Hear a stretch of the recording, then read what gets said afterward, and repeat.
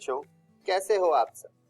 एक बार फिर से आप सभी का स्वागत है बिहार सरकार के मेरा दूरदर्शन मेरा विद्यालय कार्यक्रम में। बच्चों होंगे और अच्छे से पढ़ाई भी तो कर ही रहे होंगे ना, क्योंकि अब आपके घर पर ही हम विद्यालय लेकर आ गए हैं, है ना। अब तो काफी टाइम हो चला है, आपको पता भी होगा क्या क्या करना होता है। आपको अपना कॉपी और कलम लेकर बैठना होता है। पाठ पढ़ लेने के बाद घर पर ही अपने किताब से उसी पाठ को फिर से पढ़ना होता है। जो भी प्रश्न दिए गए हैं आपकी किताब में, उनका अभ्यास करना होता है। आप सभी इन कामों को कर रहे हैं ना। तो आइए देखते हैं कि आज के एपिसोड में हम क्या क्या पढ़ेंगे। पिछले 2 दिनों से जैसा कि हम एक नए शो को आपके सामने लेकर के आए हैं, जो कि है युवा उद्यम कौशल शो, उसी का आगे का एपिसोड हम आज देखेंगे।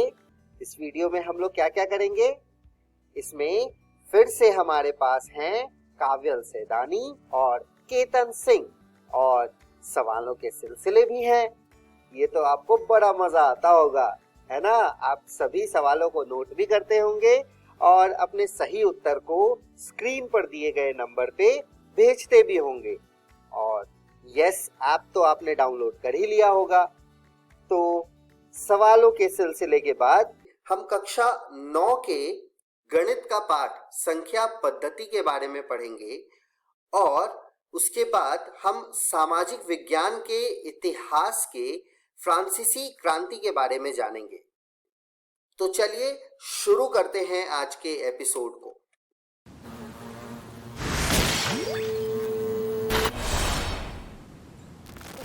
लगता हूँ मेरी जान, मैं पतला लगता हूँ, मेरी जुल्फों का कायल। जैसे ही पैकअप होता हम कॉल करते हैं तुमको। बलम परदेसी के आजा तेरी याद आई। इतने प्यार से, इतने शर्मा के बोलते सर आपकी जुल्फें। बस ज्यादा बदतमीजी नहीं है।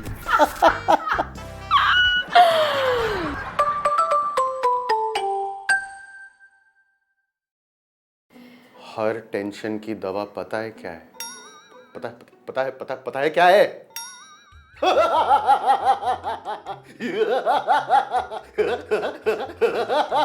तीनों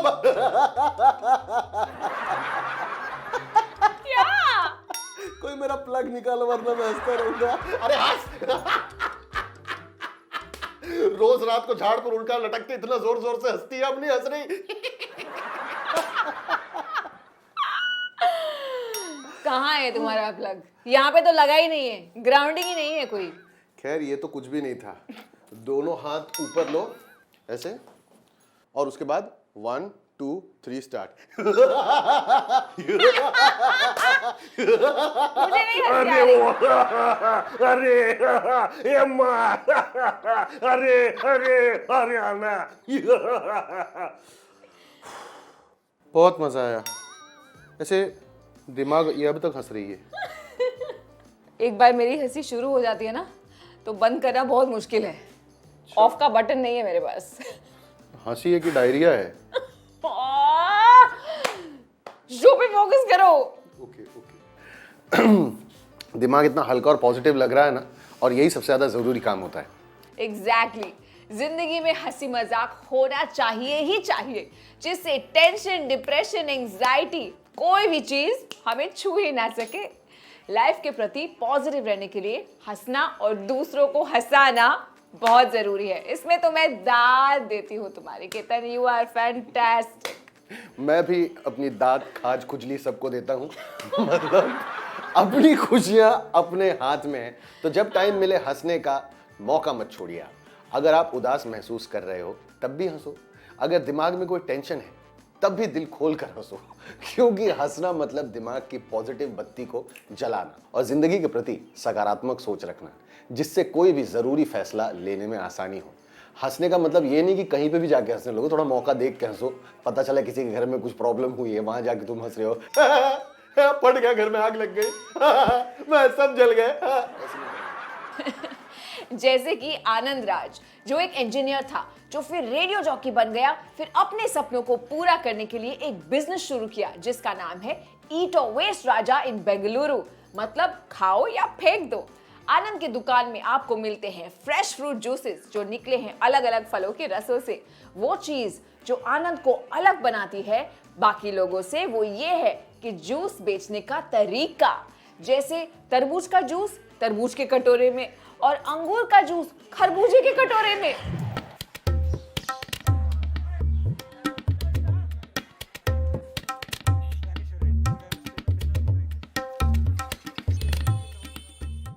नमस्कार, मैं ईट राजा से वेस्ट राजा। यहाँ एक बार इस्तेमाल करके फेंकने योग्य सामान नहीं है। हमने इसका विकल्प खोज लिया, जैसे स्टील का स्ट्रॉ, बांस का स्ट्रॉ या पत्तों से बना स्ट्रॉ। हम अपना जूस भी पैक करके नहीं देते, ग्राहक खुद दुकान पर आते हैं पीने के लिए। हम रस वाले फलों को अलग करके रखते हैं और उनकी मदद से हम बायो एंजाइम बनाते हैं। इसका इस्तेमाल हम डिटर्जेंट के रूप में फर्श साफ करने और बाथरूम साफ करने के लिए करते हैं। यह सब करने के लिए हमें धैर्य की आवश्यकता है, क्योंकि तुरंत कुछ नहीं होता है। हमें शून्य कचरा प्रबंधन का पालन करने की आवश्यकता है ताकि सभी दुकान कचरा मुक्त हो सकें। आनंद का काम देखकर हमारा मन भी आनंदमय हो गया। एक watermelon juice parcel please. Ketan, मैं यहाँ आपको इंटरप्ट करना चाहती हूँ क्योंकि हमारे 2 दर्शकों ने रिसाइकलिंग के बारे में हमें क्वेश्चंस भेजे हैं, तो सुनते हैं। हेलो DIY शो, मेरा नाम अनुवादा है। मैं क्लास 12 में पढ़ती हूँ और मैं किशनगंज से हूँ। मैं जानना चाहती हूँ कि क्या रिसाइकलिंग के बिजनेस से महिलाओं को रोजगार मिल सकता है, तो इसके लिए महिलाओं को क्या करना होगा। हेलो DIY शो, मैं फ़हीम आलम हूँ और मैं क्लास 12 में पढ़ता हूँ और किशनगंज का रहने वाला हूँ। मैं आप लोगों से यह जानना चाहता हूँ कि हम किसी भी सामान को रिसाइकल करके हम अपने वातावरण को कैसे सुरक्षित रख सकते हैं। मैं जानना चाहती हूँ कि क्या महिलाओं को रिसाइकलिंग बिजनेस शुरू करने के लिए बैंक लोन देती है, लोन का ब्याज दर महिलाओं के लिए कितना होगा और इसके लिए कौन कौन सी डॉक्यूमेंट की ज़रूरत पड़ेगी। और मैं आप लोगों से ये जानना चाहता हूँ, क्या हम रिसाइकिल से जुड़ी किसी भी बिजनेस को शुरू कर सकते हैं? अगर कर सकते हैं तो उसके लिए कितने पैसा खर्च करना होगा। Thank you for the questions. देखिए, मुझे पता है कि मैं इस विषय का एक्सपर्ट तो डेफिनेटली नहीं, लेकिन मुझे यह भी पता है कि शोध से हमें सब कुछ पता चलता है। इसलिए आप स्थानीय रेडी वाले से मिलें और उन्हें ढेर सारे सवाल पूछें, आपको जवाब जरूर मिलेगा। मुझे लगता है कि हर उद्यमी बहुत ही सकारात्मक इंसान है, क्योंकि वो लोग वो काम करते हैं जिस पर उनका विश्वास है। जब इंसान के दिल में इतना विश्वास हो तो उसका जिंदगी का तरफ देखने का नजरिया बिल्कुल बदल जाता है। अगर वो लोग कभी मायूस भी महसूस करें ना, तो अपने सपनों को संभाल लेते हैं और सिर उठाकर आगे बढ़ने लगते हैं। हाँ, ये तो मैंने भी नोटिस किया है। क्या तुमने वो लाफ्टर क्लब्स देखे हैं जहाँ लोग सुबह सुबह आकर बिल्कुल हाहाकार मचा देते हैं, बिना वजह हंसते रहते हैं। ओह गॉड, फिर से मत शुरू हो जाओ, फिर मेरी रुकेगी नहीं हंसी। अपनी छोटी छोटी चिंताओं को गुड बाय बोलने का अच्छा तरीका है लाफ्टर क्लब, ताकि आपका दिमाग पॉजिटिविटी से भर जाए और आप अपने बिजनेस स्ट्रैटेजी के लिए राइट डिसीजंस ले पाएं। एकदम सही बात कह रही हो। कोई भी ना किसी नेगेटिव इंसान के साथ बिजनेस नहीं करना चाहता। ज्यादातर लोग पॉजिटिव और हंसी मजाक करने वाले लोगों की तरफ अट्रैक्ट होते हैं। नेगेटिव सोच रखने वाले इंसान अपना बिजनेस ज्यादा एक्सपैंड नहीं कर सकते हैं, क्योंकि नेगेटिविटी हर तरफ कस्टमर्स कभी अट्रैक्ट नहीं करती। हमें कभी गुस्सा आता है, रोने का मन करता है, चिड़चिड़ा महसूस होता है, लेकिन समय के साथ हम नॉर्मल हो जाते हैं। ये सारे ह्यूमन इमोशंस का इस्तेमाल कर आप अपने बिजनेस स्टोरी को लोगों से कनेक्ट करवा सकते हैं। उद्यमी का यह कर्तव्य है कि वो अपने बिजनेस के साथ साथ समाज में सकारात्मकता भी फैलाए, यानी कि पॉजिटिविटी फैलाए। अगर एक उद्यमी खुश है, सेटिस्फाइड है, तो वो खुशी और संतोष जनता उसके कस्टमर्स के चेहरे पे भी देख सकती है। एक नकारात्मक उद्यमी अपने कस्टमर्स के प्रति भी नेगेटिविटी ही फैलाता है। और एक जरूरी बात, सोचो कि आप अपने बिजनेस को क्या नाम देंगे। जैसे हमारा जो नया ग्राफिक नॉवेल है, it's called the haha company. वाह, क्या नाम सोचा है। The company. लेकिन अब मेरे मन में और भी सवाल हैं, जैसे कि कंपनी ये काम कैसे कर पाएगा? क्या मेरे आसपास कोई ऐसा मैदान है जो हम परिवर्तित कर पाएंगे? क्या मैं उसे देख सकता हूं? क्या मेरे स्कूल के ग्राउंड की पूरी तरह मरम्मत की जा सकती है? मैं उनसे संपर्क कैसे करूं? उनका कांटेक्ट नंबर क्या है? क्या उनका ऑनलाइन प्रेजेंस है? क्या वो ट्विटर पर है? उनका इंस्टाग्राम आईडी क्या है? उनकी कोई वेबसाइट है जो मैं देख सकती हूँ?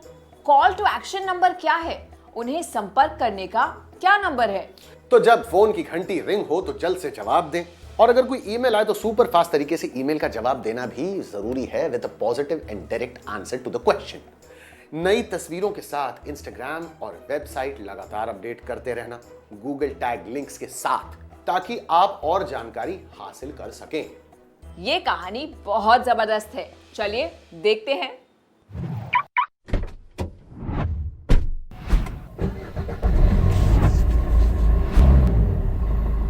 मेरा नाम मोइदा है, मैं दिल्ली में रहती हूँ। यहाँ पर कमर्शियल टैक्सी चलाती हूँ। 6 से 8 महीने का प्रोसेस होता है, जिसमें ये लोग हमें गाड़ी चलाना सिखाना और लाइसेंस बनवा के देते हैं। उसके बाद जॉब भी लगवाते हैं। तो मैं टैक्सी लाइन में लास्ट 2 ईयर्स से जॉब कर रही हूँ।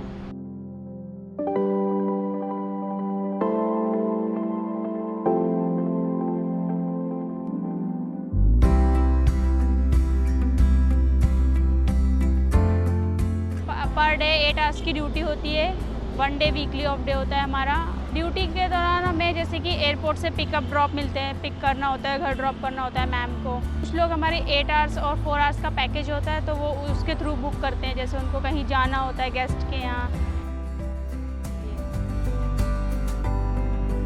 ज़्यादातर लोग यही सोचते हैं कि ड्राइविंग मेल डोमिनेटेड वर्क है। कुछ लोग तो बहुत खुश होते हैं, जैसे कि हम रेड लाइट पे खड़े होते हैं तो बराबर में कार खड़ी होती है। कुछ फीमेल्स या कुछ मेल्स भी बहुत सारे चेयर अप करते हैं, बहुत अच्छे से बोलते हैं, बहुत अच्छा मतलब रिएक्शन मिलता है। कुछ लोग तो बोलते भी, हम पार्किंग में या कहीं वेट करते हैं किसी का, कि आपने ये काम ही क्यों चुना। दोनों ही तरह के रिएक्शन मिलते हैं, अच्छे भी खराब भी हो। ड्राइविंग के दौरान हमें सबसे पहले तो रूल्स फॉलो करने ही करने हैं। अगर कुछ भी मिस्टेक हमसे भी हो जाती है, दूसरे से भी हो जाती है, या फिर कोई मतलब आपको लगता है कि रूडली चला रहा है, रूडली बिहेव कर रहा है, तो एकदम से अग्रेसिव नहीं होना है। उसको पहले इग्नोर कर दो, एकदम अच्छा सा थोड़ा सा कम साउंड में गाना चलाओ, एकदम मूड फ्रेश करके चलाना चाहिए, चाहे पर्सनल हो या फिर कमर्शियल कह सकते। सबसे अच्छा मुझे लगता है जब बाहर से जो ट्रैवलर्स आती हैं, तो उनको अपने देश के बारे में बताना कि हम लोग कैसे रहते हैं, हमारा फूड देख के वो लोग खुश होते हैं। तो ये चीज़ मुझे करना बहुत अच्छा लगता है।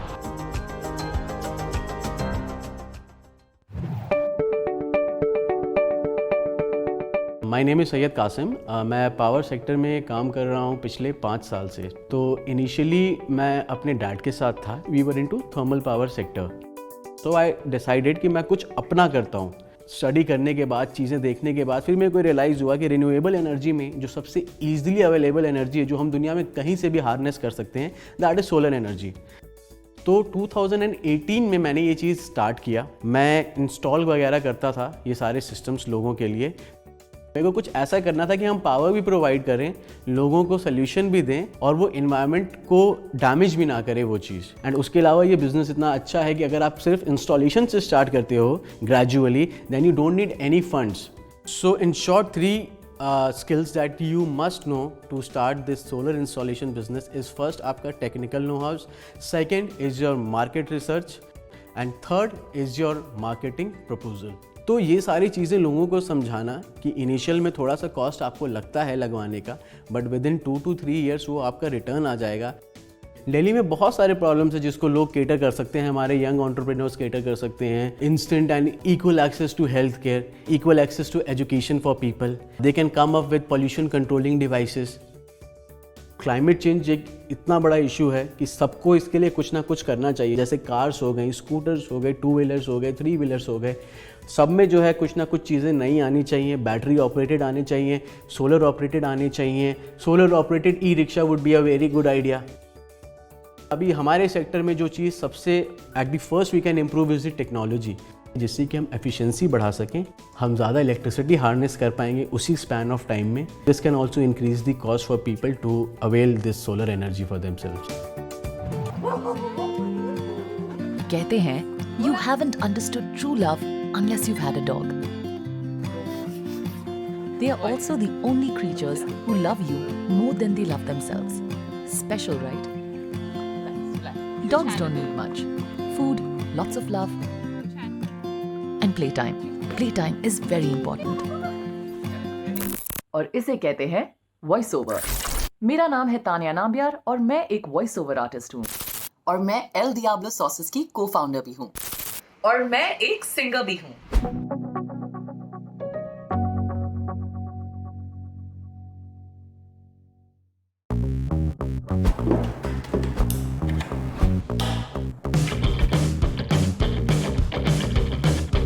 मैं बचपन से गाती जा रही हूँ, बट मैंने ये कभी सोचा नहीं था कि मेरा प्रोफेशन होएगा.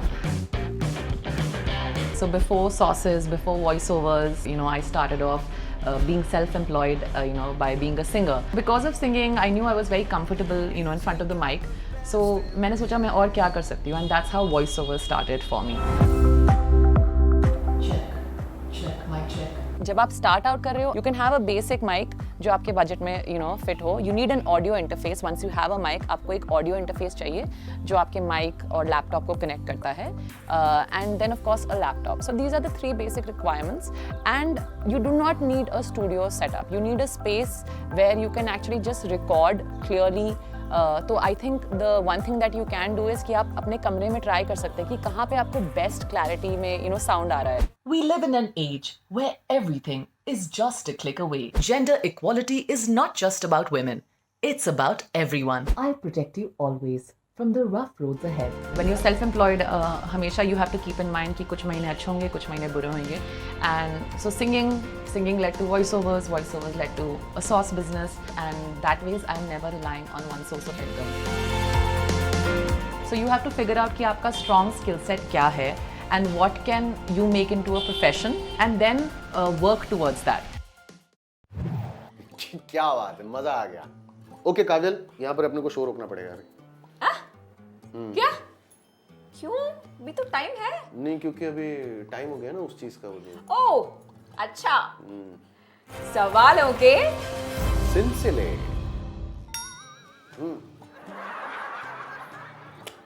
आज का पहला सवाल ये है कि मजाक करने की आदत क्यों महत्वपूर्ण है. मजाक करने की आदत क्यों महत्वपूर्ण है? ये बहुत महत्वपूर्ण सवाल है भाई. ओके, दूसरा क्वेश्चन. किसी नई कंपनी के बारे में लोगों को कैसे पता चलता है? किसी नई कंपनी के बारे में लोगों को कैसे पता चलता है? आपके ग्राहक आप तक पहुंच सके इसलिए आपको क्या डिजाइन करने की आवश्यकता है? आपके ग्राहक आप तक पहुंच सके इसके लिए क्या डिजाइन करने की आवश्यकता है? जब आपसे कोई कुछ नया करने के लिए कहे तो आपकी क्या प्रतिक्रिया होनी चाहिए? जब आपसे कोई नया करने के लिए कुछ कहे तो आपकी क्या प्रतिक्रिया होनी चाहिए? मुझे पसंद है कि ये ग्राफिक नॉवेल कहानी हमारे पिछले 2 एडवेंचर से 2 विचारों को एक साथ लाई है. खेलने की नई जगह और स्थायी फर्नीचर. क्या आप हमें बता सकते हैं कि कहानी में युवा टीम ये कैसे करती है? आप अपना जवाब हमें स्क्रीन पर दिए गए नंबर पर जरूर भेजें या यस ऐप अपने स्मार्टफोन पर डाउनलोड करके भी आप हमें जवाब भेज सकते हैं. पहले 500 सही जवाब देने वाले विद्यार्थी जीत सकते हैं आज का रोमांचक graphic novel the haha company. तो जल्द भेजिए अपने जवाब. कोशिश हो कि आप सस्टेनेबल बेंचेस, शौचालय, वर्टिकल गार्डन्स और सस्टेनेबल खेल के मैदान बनाना शुरू कर दें. चलिए देखते हैं.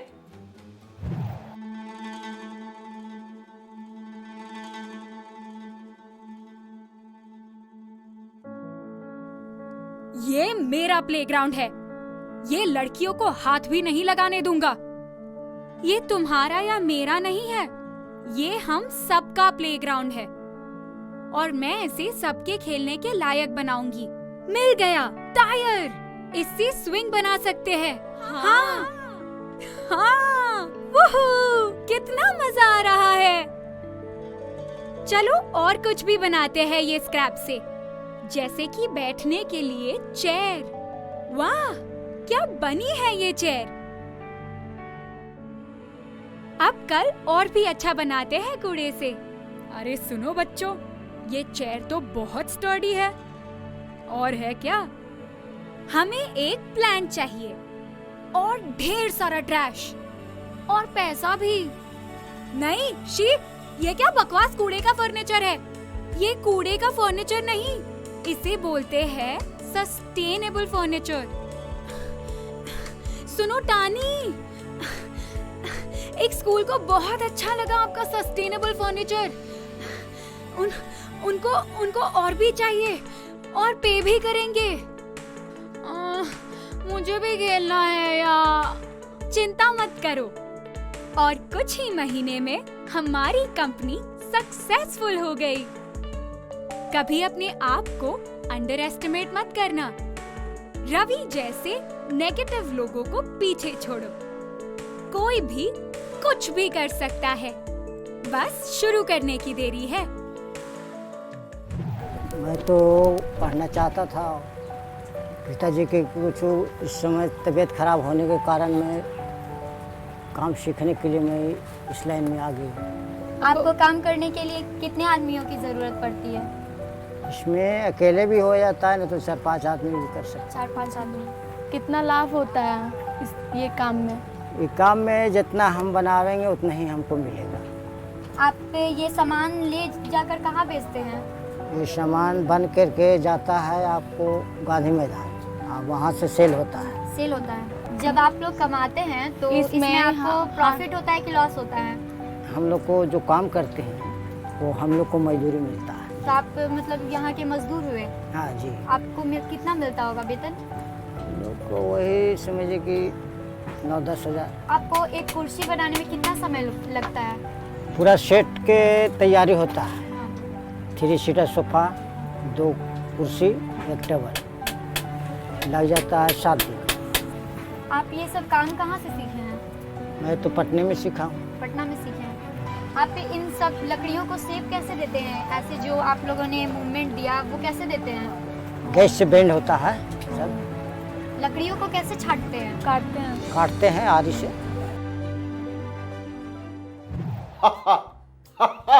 मजा आ गया देखकर। अगर आपके पास sustainable sports pitch transformation plan, अगर आपको कुछ नहीं से बहुत कुछ बनवाना है जहां बच्चे खेल सके, तो भेजिए आपकी एंट्री, योर प्रोटोटाइप डिजाइन और बिजनेस प्लान आज ही वीडियो के द्वारा, जो आप हमें स्क्रीन पर दिए गए नंबर पर व्हाट्सएप कर सकते हैं। हम बहुत जल्द आपसे संपर्क करेंगे। पिच करते वक्त अपने चेहरे पे स्माइल बनाए रखें, क्योंकि आपकी एक अच्छी स्माइल बता देती है कि आप कितने पॉजिटिव यानी सकारात्मक इंसान हैं। और हाँ, आप हमारे सवालों के जवाब हमारे दूसरे नंबर पर प्लीज कॉल करके दे सकते हैं, या फिर यस ऐप अपने फोन पर डाउनलोड करके वहां पर भी जवाब दे सकते हैं।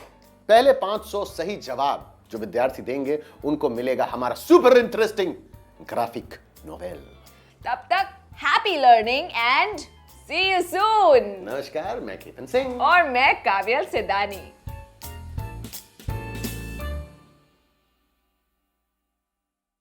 अर्ज किया है मुलायदा फरमाओ, अर्ज किया है मुलायदा फरमाओ कि गमले में पेड़, पेड़ पे है डाली, गमले में पेड़, पेड़ पे है डाली, चारों तरफ हरियाली हरियाली हरियाली। मुझे भी कुछ सूझा।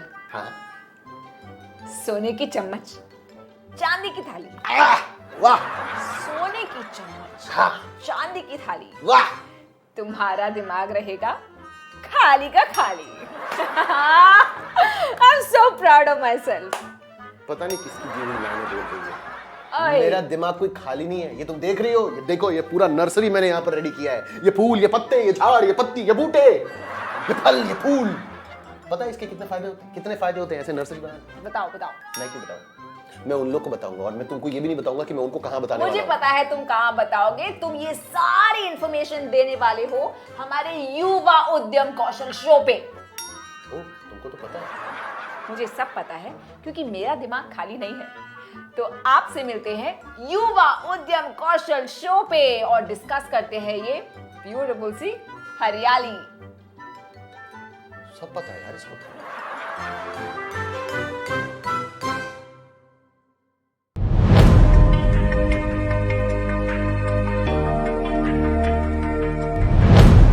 साइंस, टेक्नोलॉजी और इनोवेशन। बदलता भारत, एक नया भारत। बदलते भारत की इस तस्वीर में बच्चे भी अपने इनोवेशन से रंग भर रहे हैं। बच्चों के नए नए आइडिया बड़ी बड़ी समस्याओं का समाधान सुझा रहे हैं। जैसे अंडमान और निकोबार के सैयन अख्तर शेख ने गैस सिलेंडर के कैप को आसानी से खोलने का औजार बनाया है। और मध्य प्रदेश की रहने वाली सुलोचना काकोडिया ने एक अनोखी ऑटोमेटिक टॉयलेट क्लीनिंग मशीन बनाई है।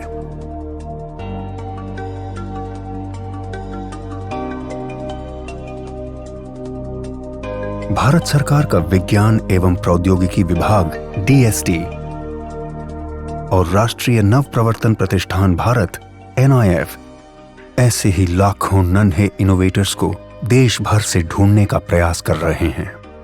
और इस अभिनव प्रयास का माध्यम है इंस्पायर अवार्ड्स मानक। इस प्रतियोगिता में कक्षा 6 से 10 तक के स्कूली बच्चे भाग लेते हैं, जिसमें सबसे पहले स्कूलों में प्राध्यापक द्वारा आइडिया प्रतियोगिता आयोजित की जाती है।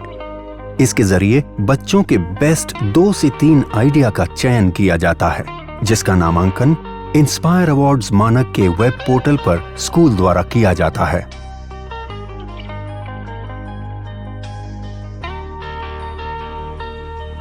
प्रतियोगिता में देश भर से लाखों विचारों को एकत्र किया जाता है। फिर 1 लाख सर्वश्रेष्ठ विचारों का चयन कर उन्हें प्रोटोटाइप बनाने के लिए 10,000 रुपए की आर्थिक सहायता दी जाती है।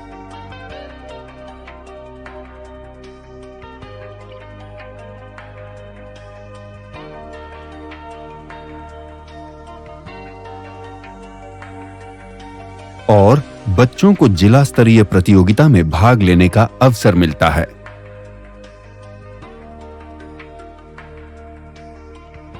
इसके बाद 10,000 आइडिया को राज्य स्तरीय प्रदर्शनी में भाग लेने का मौका मिलता है, जहां से श्रेष्ठ 1000 आइडिया को राष्ट्र स्तरीय प्रतियोगिता के लिए चयनित किया जाता है। इन आइडिया के प्रोटोटाइप को बेहतर बनाने के लिए NIF देश के विभिन्न तकनीकी संस्थानों के सहयोग से मेंटरिंग वर्कशॉप के जरिए विद्यार्थियों को मदद और तकनीकी सलाह उपलब्ध कराता है।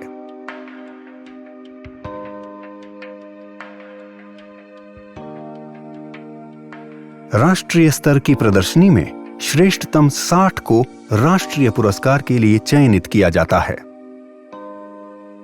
NIF चयनित सभी 60 प्रोटोटाइप की उपयोगिता, व्यावसायिकता की संभावनाओं की जांच कर उसे DST और अपनी अन्य योजनाओं से जोड़ने का प्रयास करता है।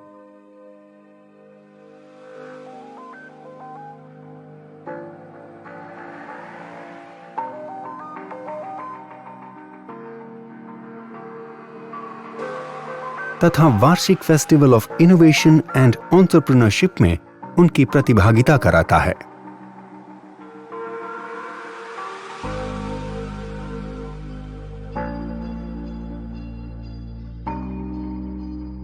अधिक जानकारी के लिए www.inspireawards-dst.gov.in पर जाएं।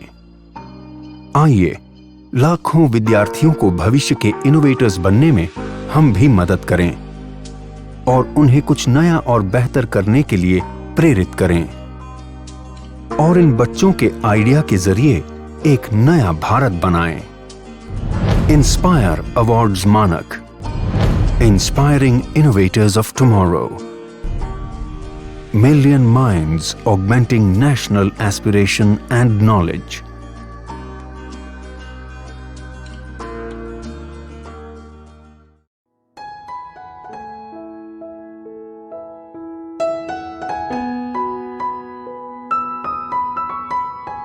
आज हम एक ऐसे महापुरुष को याद कर रहे हैं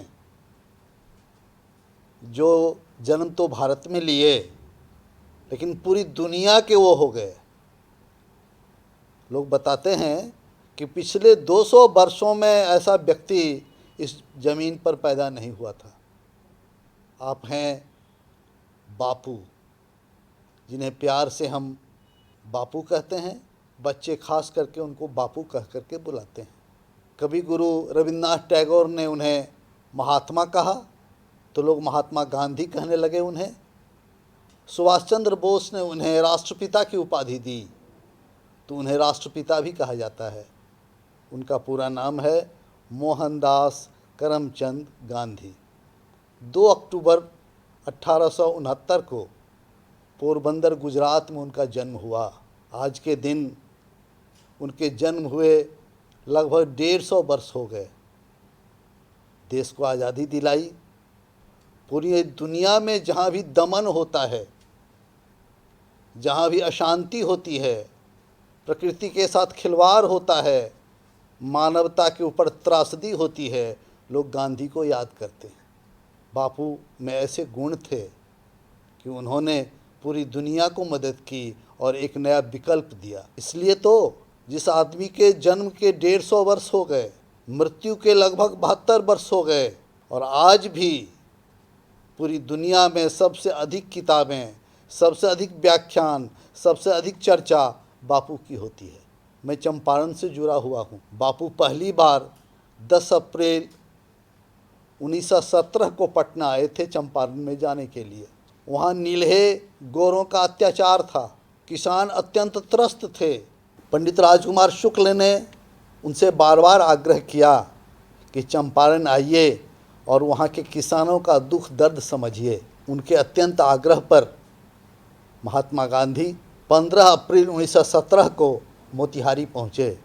उसी रात जानकारी मिली कि जसौली पट्टी के श्री लोमराज सिंह के घर को अंग्रेज़ों ने तहस नहस कर दिया है, लोगों के साथ मारपीट की है, खेत खलिहान को आग लगा दिया है। सुबह ही एक टीम के साथ वो जसौली पट्टी की ओर चल पड़े।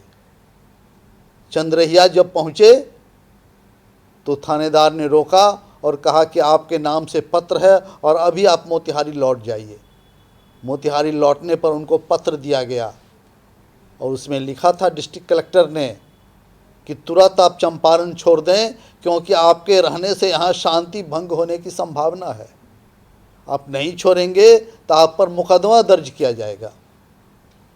गांधी तो दुख दर्द सुनने आए थे। उन्होंने कहा नहीं, मैं तो चंपारण नहीं छोड़ने वाला हूँ और मैं कोई ऐसी हरकत भी नहीं करूँगा जिससे अशांति होगी। और वह रुक गए। उनके ऊपर मुकदमा चला और जब मुकदमे की 18 तारीख को सुनवाई हुई तो बिना किसी सूचना के हजारों लोग इजलास के पास पहुंच गए थे। खिड़की दरवाजे टूटने लगे। मजिस्ट्रेट भयभीत हो गए और गांधी से कहा कि गांधी, आपके लोग हंगामा कर रहे हैं। बापू इजलास के कमरे से बाहर आए तो देखा कि लगभग 6-7 हज़ार लोग, ज़्यादातर के शरीर के ऊपर में वस्त्र नहीं है, चुपचाप खड़े हैं। बापू ने उनसे आग्रह किया कि मैं आप ही की लड़ाई लड़ने आया हूँ, इसलिए कृपया शांति बनाए रखें। इतना कहने की बात थी, सब लोग ऐसे चुप हो गए जैसे कोई मूर्ति हो। बहुत लोगों के आंखों से बापू को देखकर धारा प्रवाह अश्रुधार बहने लगी। चुपचाप लोग सुनने लगे। जब इजलास में जिरा हुआ, इन पर आरोप लगा कि आपने कानून का उल्लंघन किया है। लोगों ने सोचा ये तो बैरिस्टर हैं, लंबी बहस चलेगी, ये अंग्रेज सरकार के आरोप का विरोध करेंगे। इन्होंने ऐसा नहीं किया, अपने ज्ञान का बखान नहीं किया, अपनी बुद्धिमानी नहीं दिखाई। सीधे कहा कि हाँ, मैंने अपनी अंतरात्मा की आवाज़ सुन करके आपके कानून का उल्लंघन किया और मैं मोतिहारी को नहीं छोड़ा हूँ। तो जज ने कहा, क्या आप अपना जुर्म स्वीकार करते हैं? गांधी ने कहा कि हाँ, मैं स्वीकार करता हूँ। अब तो मुश्किल हो गई। जज ने सोचा था कि लंबी बहस होगी, 2-4 दिन का समय मिलेगा, फिर सोचेंगे क्या करना है। तो कहा आप जब जुर्म स्वीकार करते हैं तो आप जमानत पर जाइए, नहीं तो आपको हम दंडित करेंगे। बापू ने कहा मेरे पास कोई जमानतदार नहीं है और मैं जमानत लूँगा भी नहीं, आपको जो दंड देना है दीजिए। उस दिन निर्णय नहीं हुआ। काफ़ी सोच विचार करके अंत में 21 तारीख को उन पर से मुकदमा हटा लिया गया। ये घटना है चंपारण की। वहाँ के लोग इतने भयभीत रहते थे, 44 प्रकार के कर लगाए जाते थे। किसी की पिता की मृत्यु हो जाती थी तो वह उस घर में तभी रहने का अधिकारी होता था जब नील्हे अंग्रेजों को वह बपही टैक्स देता था। सुनकर के आश्चर्य लगेगा, इतनी हृदय विदारक स्थिति थी उस समय। गरीबी, अत्याचार, मार पिटाई, संपत्ति का हरण, चरित्र का हरण, महिलाओं का शोषण, श्रम का शोषण, क्या कुछ नहीं करते थे वे लोग। और इतने लोग भयभीत रहते थे कि अंग्रेजों का नाम सुनकर के उनका प्राण निकलने लगता था। बापू ने पहला काम किया कि लोगों के मन से डर को निकाला, और जब लोग निर्भय हो गए तो उन्होंने समझाया कि शिक्षा से, स्वास्थ्य से और सफाई से ही आप आगे जा सकते हैं। जो समाज शिक्षित नहीं होता वह गरीब होता है और उसी का शोषण उत्पीड़न किया जाता है। बापू ने नरसिंह मेहता के गीत को प्रचलित कराया। आपने सुना होगा, वो मामूली गीत नहीं है। एक चर्चा होती है हमारे आपके बीच में कि एक अच्छा आदमी कौन है, तो बहुत सारी बहस होगी, बहुत सारे प्रमाण मिलेंगे। बापू ने नरसिंह मेहता के गीत को उद्धृत किया कि वैष्णव जन तो तेने कहिए जे पीर पराई जाने रे। जो दूसरे के दुख को समझे वही अच्छा आदमी है। फिर उन्होंने कहा कि इतना ही नहीं, पर दुखे उपकार करे मन अभिमान न आने रे। वो दूसरे के दुख से पीड़ित हो जाए और उसकी मदद करे, लेकिन कभी भी मन में यह भाव नहीं ले आए कि मैंने इसकी मदद की है। आजकल क्या होता है, एक छोटी सी सड़क भी कोई बनवा देता है तो वहाँ बड़ा सा शिलापट्ट लगवाता है। लेकिन बापू कहते हैं नहीं, अच्छा आदमी ये हो तो वो होता है कि जो दूसरे के दुख से दुखी हो जाए और स्वाभाविक रूप से उसकी मदद करे बिना कोई उपकार जताए हुए। उनकी यही परिभाषा थी और सत्य और अहिंसा को वो सर्वोच्च स्थान देते थे। कुछ लोगों ने पूछा कि सत्य क्या है। बापू ने कहा कि आपकी अंतरात्मा जो कहती है वही सच है, और सच में हर व्यक्ति की अंतरात्मा में एक आवाज़ निकलती है। यदि हम उसको सुनना शुरू करें तो हम सत्य के रास्ते पर चलने लगेंगे। बापू ने अद्भुत काम किया। वो धीरे बोलते थे, वाणी बहुत ओजस्वी नहीं थी, लेकिन वो आत्मा को छूती थी, वो आत्मा को परिष्कृत करती थी। और लोग कहते हैं कि हजारों की सभा में जब बापू बोलते थे तो लगता था कि वो दूसरे के हृदय में घुस गए हैं, जिसको बोलते हैं पर काया प्रवेश। पूरी सभा, चाहे जिसमें अनपढ़ भी हों, श्रमिक भी हों, मजदूर भी हों, पढ़े लिखे भी हों, बापू की वाणी सुनते हुए हर कोई बापू बन जाता था। पूरी सभा गांधी हो जाती थी। और तभी तो जुलूस जब निकलता था और उनका प्रण रहता था कि भले ही लाठियां बरसाई जाएं, हाथ नहीं उठेगा, तो लोग पिटाई खाते रहते थे, सर टूटते रहते थे, लेकिन कोई हाथ नहीं उठाता था, क्योंकि हर व्यक्ति गांधी बन गया था। मित्रों, गांधी को समझना बड़ा कठिन है, क्योंकि उसके लिए गांधी बनना पड़ता है, सत्य पर चलना पड़ता है और मन वचन कर्म को एक करना पड़ता है। इसलिए इतने वर्षों के बाद 72 वर्ष हो गए उनको मारे हुए, उनकी हत्या के बावजूद हमारे बीच उपस्थित हैं। और यदि हम चाहते हैं कि गांधी को अपनाएं तो गांधी को अपने अंदर जिंदा करना होगा, अच्छाइयों के साथ, परिश्रम के साथ, अच्छी शिक्षा के साथ, लोगों के साथ सरोकार के साथ और समाज के साथ प्रेम और सौमनस्य के साथ हम गांधी को जिएंगे। और आज ज़रूरत है कि गांधी को हम अपने भीतर जिंदा करें। मैं आपको पंडित जवाहरलाल नेहरू की एक महत्वपूर्ण उक्ति सुनाना चाहता हूँ। पंडित नेहरू ने कहा है, महात्मा गांधी का भारत में आगमन ताज़ी हवा के झोंके की तरह हुआ था, जिसने फैलकर हमें गहरी सांस लेने के योग्य बनाया। वे आलोक की ऐसी किरण की तरह आए जिसने अंधकार को भेद कर हमारी आँखों के सामने से पर्दा हटा दिया। वे ऐसे बवंडर की तरह आए जिसमें बहुत सी चीज़ों को उलट पलट दिया, विशेषकर लोगों के सोचने के तरीके को। वे ऊपर से अवतरित नहीं हुए, बल्कि करोड़ों की आबादी के बीच से ही निकल कर आए। वे आम आदमी की भाषा बोलते थे और उन्हीं को सोच करके उनके कल्याण पर काम करते थे। उन्होंने निर्भयता, सत्य और कर्म को महत्व दिया। प्राचीन ग्रंथों में कहा गया है कि किसी व्यक्ति या राष्ट्र के लिए सबसे बड़ा उपहार होता है निर्भयता। केवल शारीरिक साहस नहीं, बल्कि मन में भय का अभाव। गांधी ने आम लोगों को साहस और निर्भयता प्रदान की। मित्रों, मैं एक और महापुरुष के उक्ति को कहना चाहता हूँ। जॉर्ज बर्नार्ड शॉ, जिन्हें 1925 में नोबेल प्राइज़ मिला, वो गांधी से मिले तो पत्रकारों ने पूछा कि आप गांधी से मिले, कैसा लगा?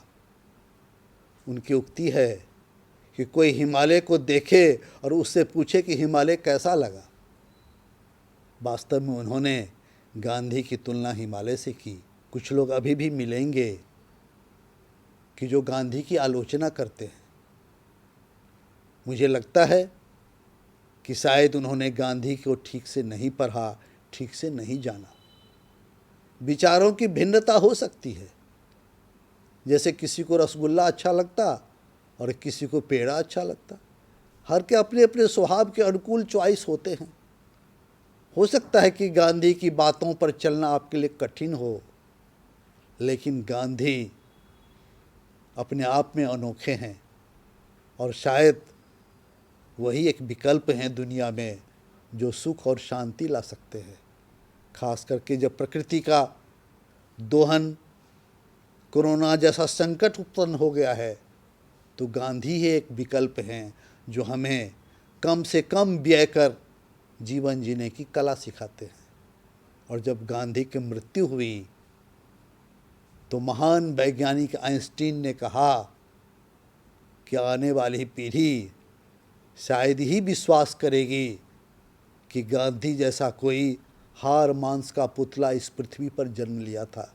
आज 2 अक्टूबर 2020 को उनके जन्मदिन के अवसर पर मैं उनके प्रति श्रद्धांजलि व्यक्त करता हूँ और मेरा आग्रह है कि हम गांधी को पढ़ें, गांधी को समझने की कोशिश करें और उनकी कही गई कुछ भी बातों को अपने जीवन में उतारें, तो गांधी हमारे और आपके बीच जिंदा हो उठेंगे। और गांधी को जिंदा करना ही उनके प्रति श्रद्धांजलि होगी। केवल उनको याद करके, गीत गाकर, उनके मूर्ति पर फूल चढ़ा करके हम उनकी जयंती मनाएं, शायद यह गांधी नहीं चाहते थे। गांधी का सपना एक ऐसे दुनिया का सपना है जिसमें सब सुखी रहें, सब शांति अनुभव करें, भाईचारा हो, एक दूसरे के प्रति प्रेम हो और मिलजुल करके सब खुशहाल जीवन जिएं। बहुत बहुत धन्यवाद। नमस्कार।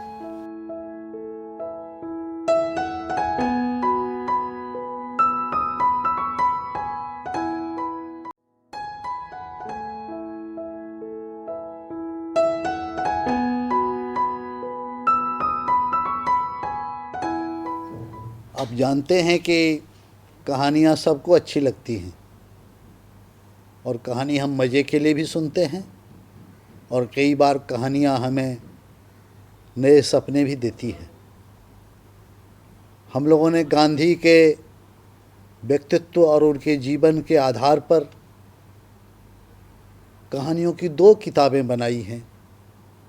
एक किताब है बापू की पाती, जो वर्ग 8 तक के बच्चों के लिए है, और दूसरी किताब है एक था मोहन, जो कक्षा 9 से 12 के बच्चों के लिए है।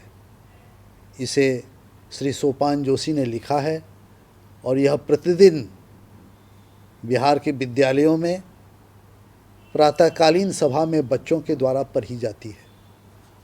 उसमें से एक कहानी का पाठ मैं आपके सामने कर रहा हूँ। ये किताब है एक था मोहन, और इसकी कहानी है महात्मा गांधी जहाँ हो वहाँ। गांधी जी के पास रोज़ ढेर सारी चिट्ठियाँ आती थीं, झोला बोरा भर भर के, देश के कई हिस्सों से, परदेश से भी। इन चिट्ठियों को लिखने वाले ऐसे भी थे जिनके पास गांधी जी का पता नहीं होता था। जब पता नहीं हो तो चिट्ठी कैसे पहुँचे? तो कुछ लोग लिख देते थे महात्मा भारत, कोई लिखता महात्मा गांधी जहाँ हो वहाँ। ऐसी चिट्ठी भी थी जिसने पते के बदले कोई गांधी जी का चित्र बना देता था और डाक विभाग लिख देता था कि यह चिट्ठी गांधी जी को पहुंचा दी जाए। ये सभी चिट्ठियां मिल भी जाती थी गांधी जी को। कैसे? क्योंकि जहां भी उनका आश्रम होता था, अंग्रेज सरकार उनकी चिट्ठियां पहुंचाने के लिए वहां पोस्ट ऑफिस खोलती थी और सारी डाक उन्हें दी जाती थी। ज़रूरत पड़ने पर बात करने के लिए अंग्रेज़ सरकार अपनी खर्च से वहाँ टेलीफोन भी लगवाया था। अंग्रेज़ सरकार के पास गांधी जी को रोकने का कोई तरीका नहीं था। कई बार जेल में डाला, लेकिन फिर उन्हें छोड़ना ही पड़ता था। जैसे ही गांधी जी बाहर आते, आज़ादी की लड़ाई में लग जाते थे।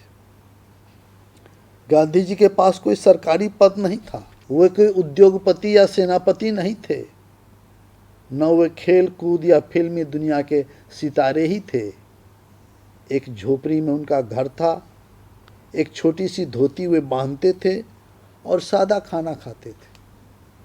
ऐसा क्या था गांधी जी में कि हजारों लाखों की संख्या में लोग उनकी ओर खींचे चले जाते थे।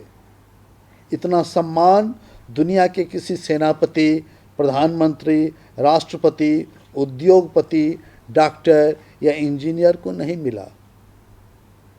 उन्हें प्यार करने वाले इतने थे कि किसी फिल्म सितारे या ये क्रिकेट खिलाड़ी को भी न हो। उनके एक इशारे पर लोग काम धंधा छोड़कर मजबूर लोगों की सेवा करने आज उठते थे। गांधी की मौत के आज 72 साल हो चुके हैं। आज हमारा देश स्वतंत्र है। हमारे सभी नकदी के नोटों पर उनका फोटो छपा हुआ है। लगभग 80 देशों में उनके चित्र वाले 250 डाक टिकट जारी हुए हैं। हमारे हर शहर में उनके नाम पर सड़कें हैं, मैदान है। जगह जगह चौराहों पर, भवनों के भीतर उनकी प्रतिमा और फोटो हैं।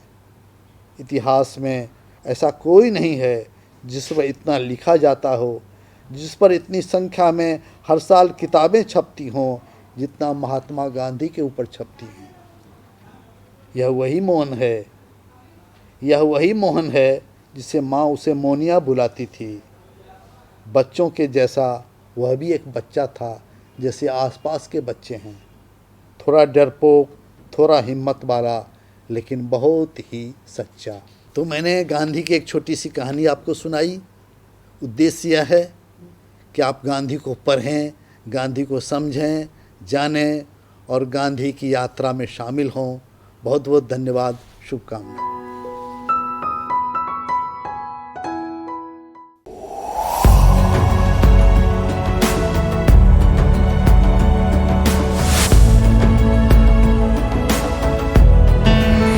हेलो इंडिया, नमस्कार। पेरेंट्स के लिए बच्चों को अवार्ड्स मिलने की खुशी सबसे अधिक होती है।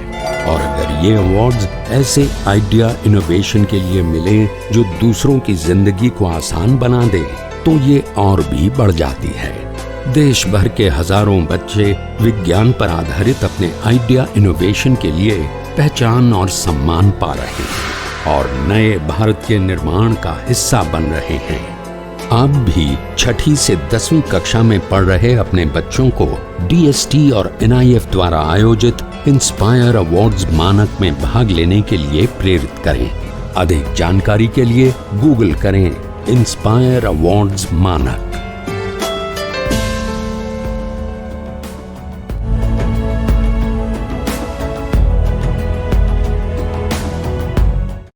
आशा करता हूं कि आज के एपिसोड में पढ़ाया गया पाठ आपको अच्छे से समझ आया होगा और आपने अपने सवालों को नोट भी किया होगा। तो आप अपने उस सवाल को उन्नयन ऐप पर पोस्ट कर सकते हैं और ग्लोबल एक्सपर्ट से अपने जवाब को पा सकते हैं। बच्चों, आप अपने सवाल को हमारे दिए गए नंबर पर संपर्क कर भी अपने सवालों का हल जान सकते हैं। स्क्रीन पर जो नंबर दिया गया है उसे नोट कर लीजिए। अगर आप हमें ईमेल करना चाहें तो ईमेल भी कर सकते हैं। स्क्रीन पर ईमेल आईडी दी हुई है, नोट कर लीजिए। यह वीडियो BEPC के वेबसाइट पर भी उपलब्ध है, तो आप वेबसाइट नोट कर लीजिए www.bepcssa.in। इस वेबसाइट पर डिजिटल लर्निंग सेक्शन में जाकर भी आप इस वीडियो को देख सकते हैं। मिलते हैं बच्चों अगले एपिसोड में कुछ और रोचक कहानी और कुछ और पाठ के साथ। तब तक के लिए घर पर रहें, सुरक्षित रहें और पढ़ते रहें। बाय बाय बच्चों।